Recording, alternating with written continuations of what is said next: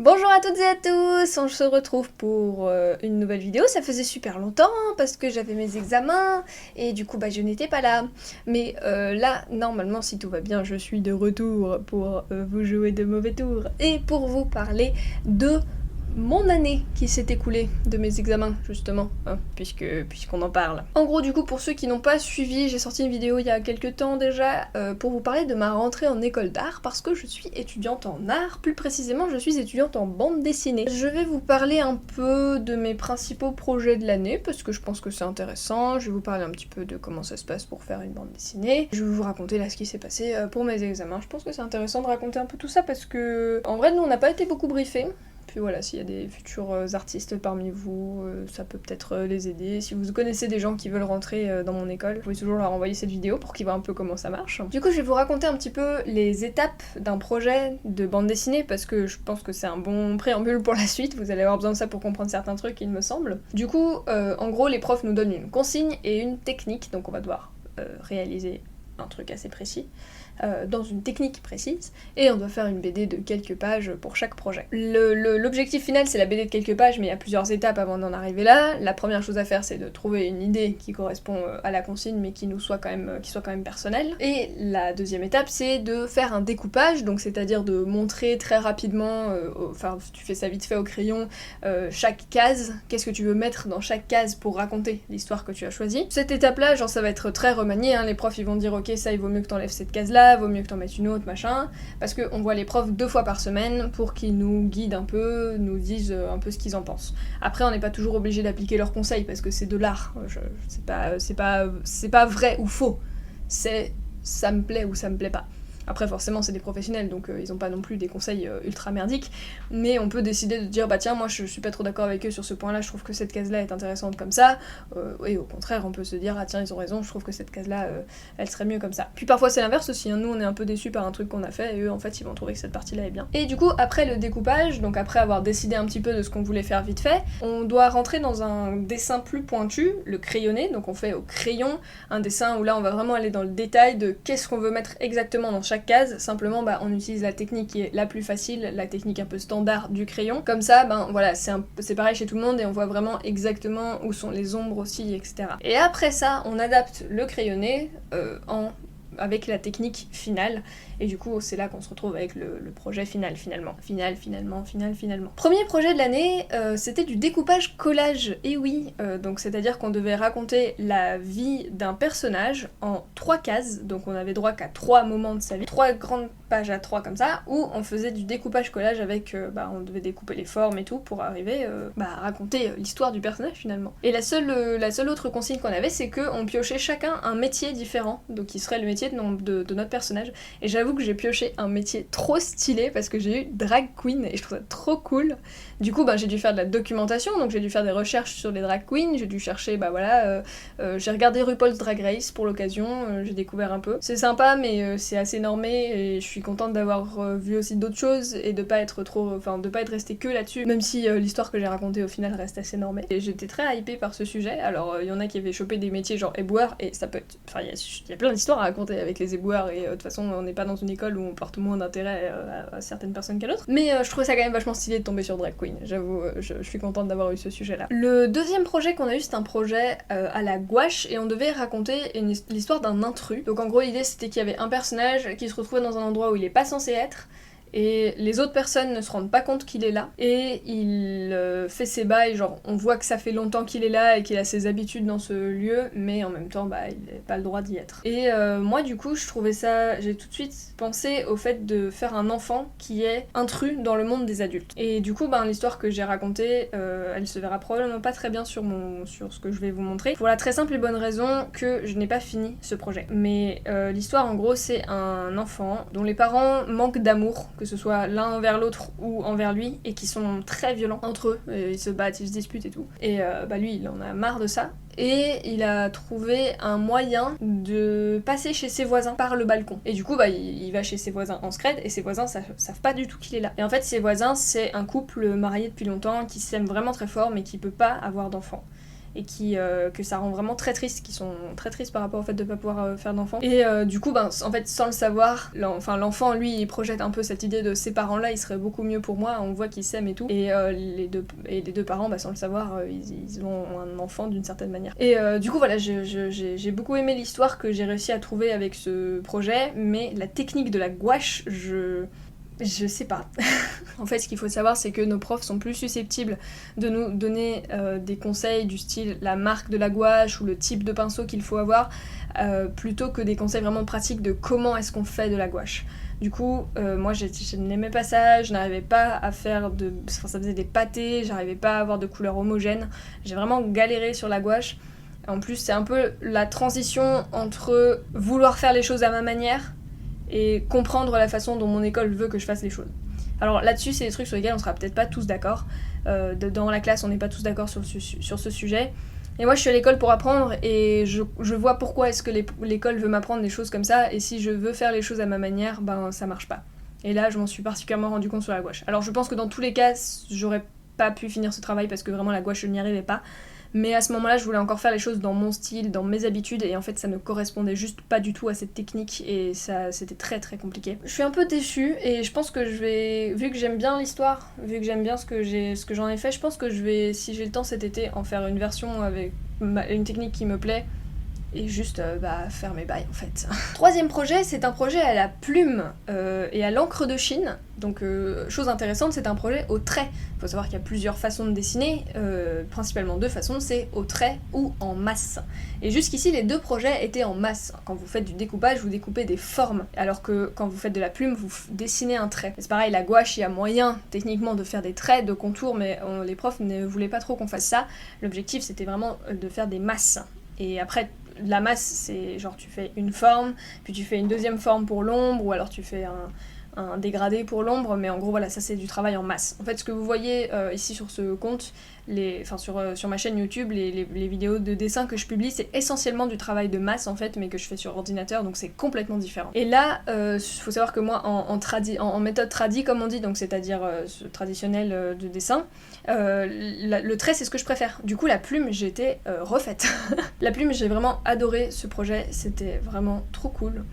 En gros, on devait raconter l'histoire de nous-mêmes, on devait se mettre nous-mêmes en scène dans notre chambre, et on devait voir quelque chose par la fenêtre, et faire une recherche sur Google après. Voilà, c'est tout ce qu'on avait. Et à partir de ça, on pouvait inventer l'histoire qu'on voulait. Donc fallait scénariser un peu la chose. Mais moi, j'ai choisi de raconter un moment qui est un peu...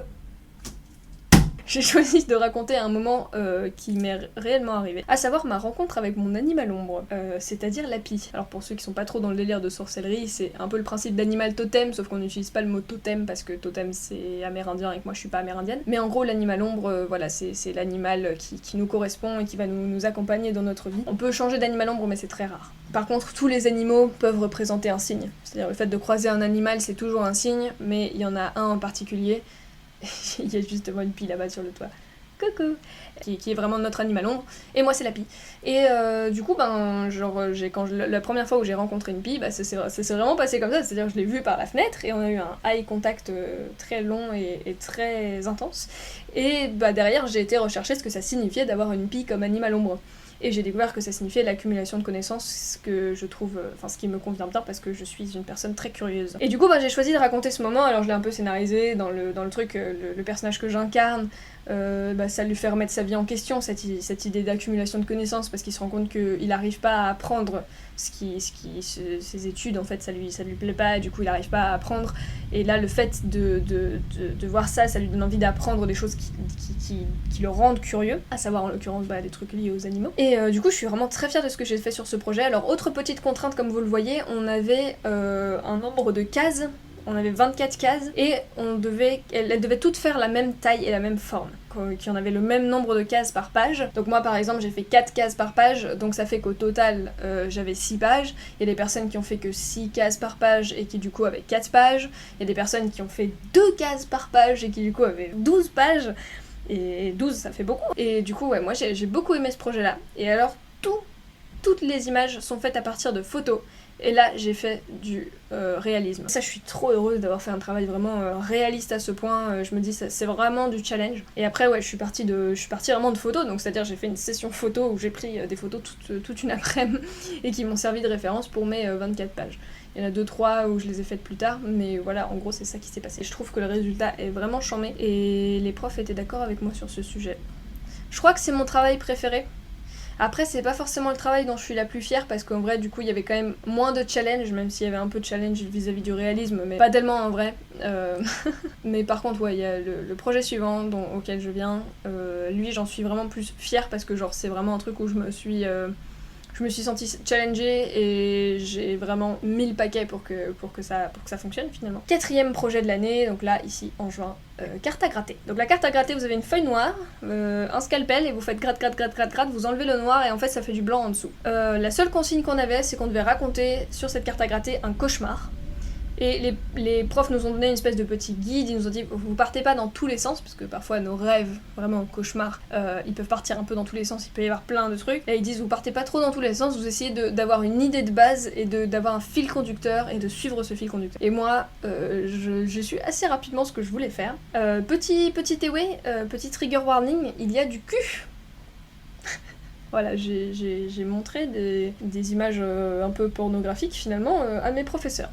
C'est aussi ça, les écoles d'art. L'histoire, c'est une femme au foyer qui a 2 enfants et la maîtresse de son mari débarque un soir et baise son mari sous ses yeux et devant leurs enfants sans la moindre gêne et en s'en battant totalement les couilles d'elle. J'aime bien cette histoire. C'est horrible. En vrai, je suis contente parce qu'il y a beaucoup de gens qui ont fait un peu du gore, vous voyez, qui sont très vite partis dans des trucs comme ça, et ça peut donner des trucs de ouf, hein, vraiment, j'avais des potes qui ont fait des trucs incroyables, mais je suis contente d'être partie sur un truc soft, parce que moi le gore j'aime pas, j'aurais pas aimé dessiner ça, genre c'est vraiment un truc bas. Mais ouais, je suis contente d'être partie sur un truc plus soft. Par contre il fallait aussi que je cherche des photos de référence, j'en ai pas prises moi-même. Mais du coup j'ai regardé une trentaine de pornos en quelques jours, j'étais fatiguée, j'en pouvais plus. À l'aide. Les profs ont kiffé et je suis contente. Je suis très très contente de ça. À la fin de l'année, on a un jury, donc c'est-à-dire qu'on se ramène à l'école avec tous les projets dont je vous ai parlé là, on les fout sur une table, on expose la carte à gratter parce que c'est le dernier, donc le cauchemar on le met au mur. Et en fait on a d'autres profs de l'école, donc que nous on connaît pas très bien, qui viennent voir les projets, qui viennent les commenter et qui mettent une note. Et cette note là, elle vaut pour 50% de l'atelier. Donc là ce dont je vous ai parlé c'est juste l'atelier, j'y reviens après. Et du coup mon jury s'est très bien passé, c'était hier. Et c'était vraiment très cool, les profs ont dit des trucs très positifs, donc je pense que c'est bien parti. Là, au moment où je tourne cette vidéo, je n'ai pas mes résultats. Au moment où je montrerai cette vidéo, je n'aurai pas mes résultats. Au moment où je sortirai cette vidéo, je n'aurai toujours pas mes résultats. Donc je vous tiens au courant, mais a priori, faut pas trop s'inquiéter pour moi. Je pense que ça devrait aller. Là, je vous ai juste parlé de l'atelier, qui est en gros le truc principal quand même, parce que en Belgique, on a un système de crédit. Donc c'est-à-dire qu'il faut valider des crédits, donc si vous réussissez un cours, vous gagnez des crédits, si vous voulez, c'est ça l'idée. Et le total de la première année, c'est toujours 60 crédits. Et après, voilà, il y a des cours qui valent 2 crédits. Cours là, si tu les valides, c'est important de les valider, mais si tu les valides, tu perds que 2 crédits, c'est pas très grave. Et t'as des cours à 10 crédits. Ceux-là, il faut faire gaffe, tu vois, genre, faut pas les perdre. Et il faut minimum 45 crédits pour réussir ton année. Et si tu rates du coup les crédits qui te manquent, il faut que tu les repasses après. Et du coup, moi là, l'atelier, donc ceux dont je vous ai parlé, les projets vraiment artistiques qu'on avait, en gros, c'est 22 crédits. Du coup, si je rate ça, je tombe direct à 38 crédits et c'est mort pour ton année en fait. Et les crédits, c'est tout ou rien. Donc si j'ai 10 sur 20, j'ai 0. Enfin, je pense que 10 sur 20, ça va. 10 sur 20, j'ai 22 crédits. J'ai 9 sur 20, j'ai 0 crédit. J'ai pas la moitié des crédits.